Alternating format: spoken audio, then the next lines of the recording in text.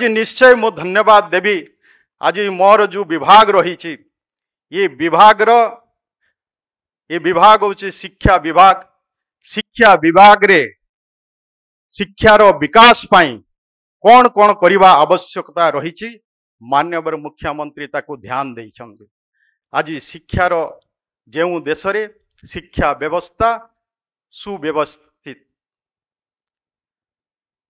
से देश सेते विकासशील देश हो पारी। तेणु शिक्षा विभाग रो विकास पाई आज आमे 826 जन पीजीटी शिक्षक नियुक्ति देवार व्यवस्था आज करा जाउछि। एथि पूर्वरु भी जूनियर जेटीएस योजना भित्तिक कनिष्ठ शिक्षक 16,009 शिक्षक गोटे दिन रे नियुक्ति पत्र बंटन होता। ये ऐतिहासिक थिला। एते संख्या रे नियुक्ति देवा सरकार आसु आसु आमर माननीय मुख्यमंत्री निर्देश क्रमे ये संभव हो पारी थिला।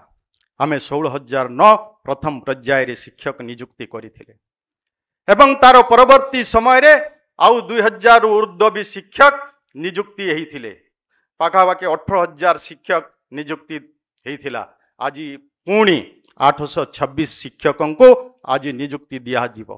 तापरे भी जदि देखा जीवो जे शिक्षा विभाग रे जदि सबो नियुक्ति को जदि देखा जीवो शिक्षक व्यतीत अन्यान्य पाखापाखि 20,000 नियुक्ति ये वर्षक भितरे वर्तमान नियुक्ति देवार व्यवस्था आम सरकार रे हेई पारी।